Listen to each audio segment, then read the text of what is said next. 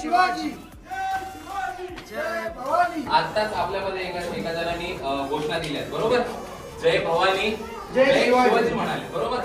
आपले शिवाजी महाराज हे आपल्यासाठी देवा स्वरूप आहे बरोबर, त्यांना त्याच्यासाठी शिवाजी न म्हणता शिवराय म्हणायचे। कधी घोषणा देताना जय भवानी जय शिवराय असं म्हणायचं, जय भवानी जय शिवराय। आता आपण हे सगळं पार करून इथे वरती आलोय।